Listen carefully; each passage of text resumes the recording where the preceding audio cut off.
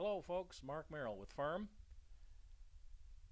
This program is about Democrats, and it's just one damn thing after another. For starters, the Democratic political party in recent years, back in the 1980s to about the late 1990s, was running the U.S. government, even despite a few pitfalls like Bill Clinton's morality and barely able to keep his marriage intact, if anyone can call it that. From 1992 to approximately 2000, the Dems had been able to keep the GOP out of the White House until George W. Bush won by a dangling computer voter card chad, you may recall, of course disputed by Al Gore but upheld as a GOP win for the White House by Secretary of State in Florida. Oh, too bad, Al. An inconvenient truth. Ha! For you. Nowadays, folks, the bottom of the support beams, as we'll call it, of the Deflectocrats' party have cracked and broken and revealed the corruption of ongoing real lies and destruction of the Bill of Rights and the U.S. Constitution, plus allowing our enemies, especially the CCP, to indoctrinate our children, assassinate us via a Wuhan laboratory virus, and bust down our southern and northern U.S. borders with fentanyl and other deadly illegal drugs from help from the Mexican, Russian, and Chinese cartels. Jeez. Not to mention, but we will hear it firm, wink, wink, Hamas, Hezbollah, and Houthis, supported in college administrators and professors to hate America through the students, while burning U.S. flags and waving the flags of the Middle East nasties to kill Israelis, Jewish students, and try to punish Prime Minister Benjamin Netanyahu as an outright criminal against residents of the tiny Gaza Strip. Then, all of a sudden, there's silence in 2025 by the left and even the radicals. When an innocent young Jewish couple are blown away by a 31-year-old labeled terrorist in front of our eyes in Washington, D.C. Boy, you Dems really know how to bring down the morale and lack of security, they sheepishly stated on this recent incident of young lives wiped out with sudden violence. Huh? So what now? President Trump is making sure this 31-year-old screamer of free Palestine will be prosecuted by this DOJ and Attorney General to suffer the ultimate sentence of the death penalty. But, of course, in and around the shaggy and shaky criminal justice system, nothing's a given now, is it, Americans? What we need to do is pray and hope for, ladies and gentlemen, is the guidance and mercy from our only creator of mankind, Lord God, and eternal sovereign Savior of all souls, Jesus Christ, the Son of God. That's our view to start things off. Now we're going to get to an article here, folks, that's all about, is the existence of God? Or is there an existence of God? As you can see here, we have one, and we're going to move the camera just a little bit to kind of make it easier for you to see. There we go. It's from Glenn Beck's organization, Blaze Media. And we'll get to that article here about if God still exists,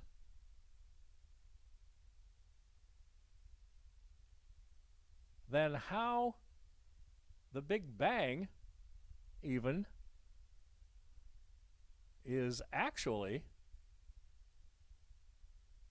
a way we can dispose of atheism. So here's some details on that one, folks, as we get started here on Firm. Democrats with one damn thing after another. This article by Glenn Beck's organization, Blaze Media, is also by Lifestyle, another division called Align. And the article is written by Christopher Reese back on May 18th. The origins of the universe are not just a scientific mystery, they're a clue that points directly at God. In the modern West, scientific proof is considered the gold standard for separating truth from falsehood. Popular belief, though, is that if you don't have scientific proof of something, then it doesn't exist or just is a matter of subjective opinion. This is a viewpoint known as scientism, which holds that science is the only or best means of discovering truth. There are many truths about the world that are outside the realm of science: philosophical truths, laws of logic; moral truths, murder is an evil act; historical truths, Columbus set sail in 1492; and aesthetic truths, sunsets are beautiful. So when it comes to providing reasons to believe God exists, we need not limit ourselves to scientific evidence. We can appeal, for example, to an objective morality, as C.S. Lewis did in Mere Christianity. There's powerful scientific evidence that points to God's existence, and we'll try to look at two lines of the evidence in this brief portion of our program. One final caveat as we proceed relates to the term proof. Merriam-Webster, our good friends there in the dictionary business, defines proof as evidence that compels acceptance by the mind of a truth or a fact. This is the everyday meaning of proof in the sense of demonstrating something beyond any doubt. It's important to understand, folks, that because science always deals with probabilities rather than proof, some piece of scientific evidence can point to God's existence and make it more probable, but scientific evidence can't conclusively demonstrate that God exists. But who else but God could have brought a universe into being? Strength of gravity, cosmological constant, the strong nuclear force, the size and distance of the Earth from the Sun, all specific if you happen to notice, folks.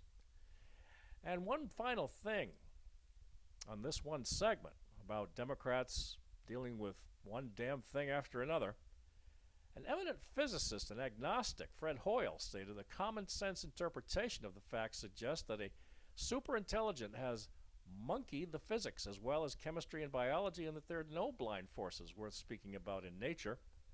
His book, A Brief History of Time, the late Stephen Hawking, the remarkable fact is that the values of those numbers seem to have been very finely adjusted to make possible the development of life.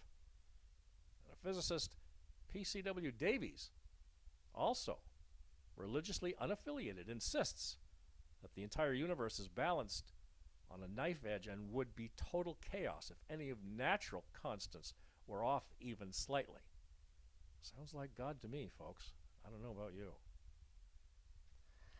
And now, ladies and gentlemen, we're going to go off into another subject altogether. And basically, we're looking at a message now from some worldly people, but some real good ones. Perhaps some of you have heard of Lila Rose. Now, she's a writer and I believe founder of liveaction.com. She posted something recently, back on May 8th, about Planned Parenthood. They've aborted 7 million babies since 2000. They've committed 40% of all abortions here in this country alone. They're a top provider of trans hormones to minors.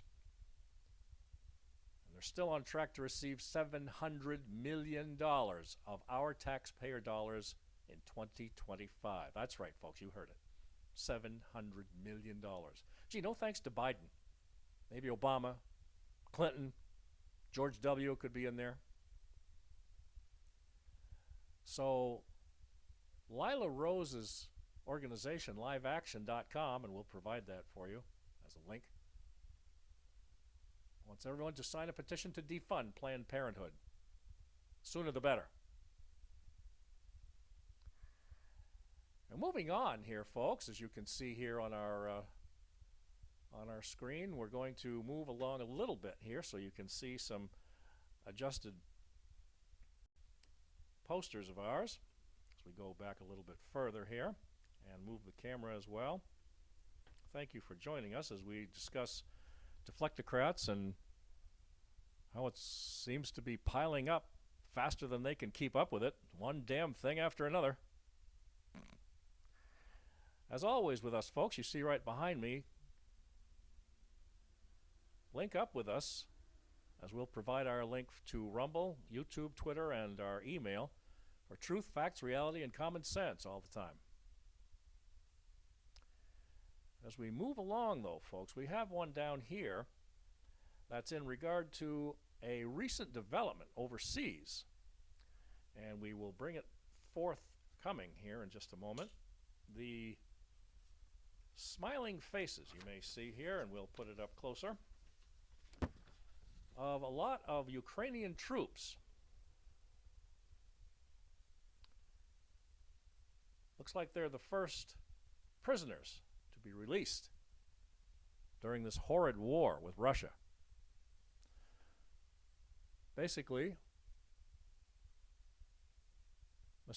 President Trump wrote on Truth Social, congratulations to both sides on the negotiation. Could this lead to something big? We're very grateful that there's been a release of so many so far. We hope for more. So there's that one, folks.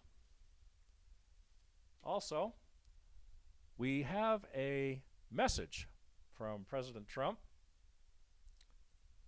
and not including, of course, Vice President Vance, but he is as important in our negotiations with tariffs and also other things around the world. He's spoken at the United Nations and has also been quite helpful as far as all kinds of other activities, not just by the wayside. As it seems, we just want to say real quickly about Mike Pence is that he served his country honorably, with the exception of January 6, 2021, we want to say. I think everybody knows that by now. But here's a quick one from Donald Trump, folks. We'll hold it right here as we read it. Breaking news alert. This was just a couple of days ago, folks, May 24th to be exact. The real Donald Trump posted, "The European Union, which was formed for the primary purpose of taking advantage of the United States on trade, has been very difficult to deal with. Their powerful trade barriers, VAT taxes, ridiculous corporate penalties, non-monetary trade barriers, monetary manipulations," oh, goodness sakes, just tired reading it, "are unfair," he says, "and unjustified lawsuits against American companies and more have led to a trade deficit with the United States of more than $250 million a year, a number which is unacceptable. He says, "Our discussions with them are going nowhere. Therefore, I'm recommending a straight 50% tariff on the European Union starting in June of 2025. There's no tariff if the product is built or manufactured in the United States. Thank you for your attention to this matter." Certainly appreciate that being passed along.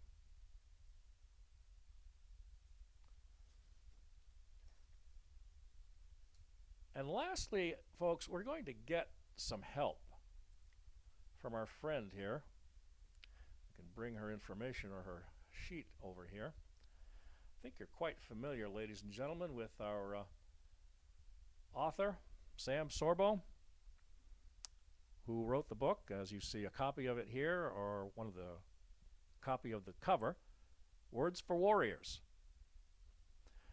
We're going to use religion as a definition this time around, folks, and I think it'll kind of break through a lot of things, make a lot of people feel a lot better about the fact, and maybe use a little humor at the same time, as she has done in her book since she published it. I believe it was back not that long ago, a few years back. So as we get it set up here, folks, once again, please keep in mind right here, all of us, or I should say all of you all the time, 24 hours a day, 7 days a week, 24 hours a day, truth, facts, reality, and common sense.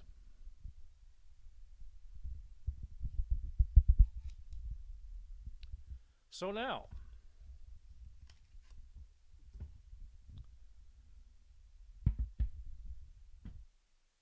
Sam Sorbo, she tells us all about her definition from A to Z in her book that talks about fighting back against crazy socialists and the toxic liberal left. Isn't that great?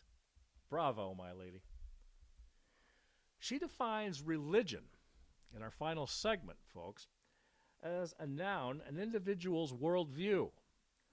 A belief system of faith and worship. Worldwide, Christianity boasts the most adherents, followed by Islam and then Hinduism, whether you like it or not. According to Wikipedia, atheism and agnosticism have recently entered the field, and together they comprise irreligion or secular humanism. Yuck.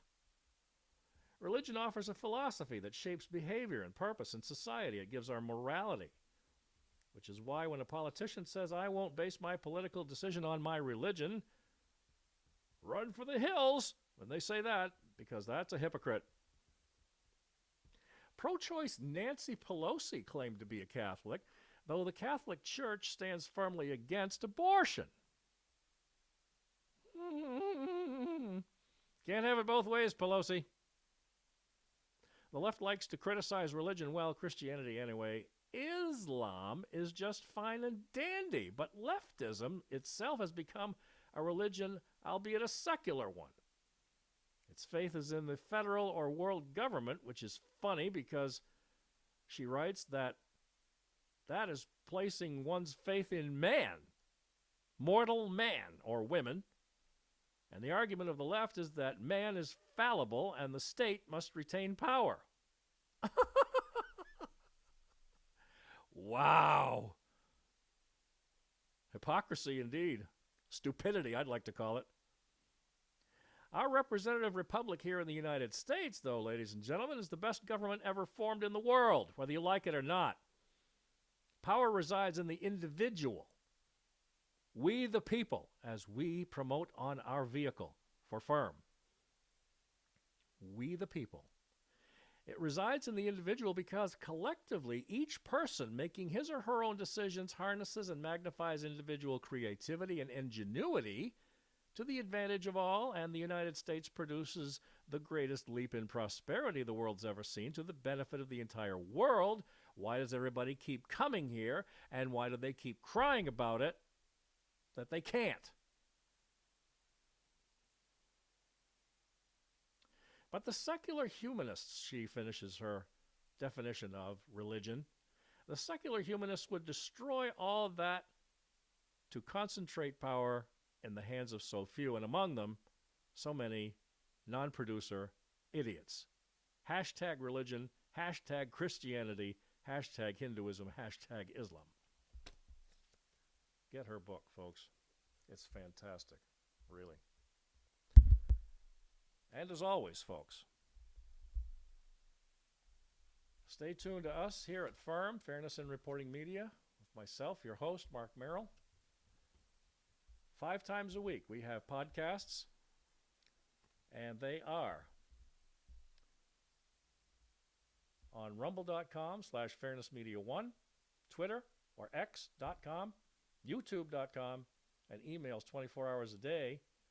We hope to receive many from you at fairnessinreportingmedia@gmail.com, fairnessinreportingmedia@gmail.com. Thanks again, folks. Stay safe and peace to everyone.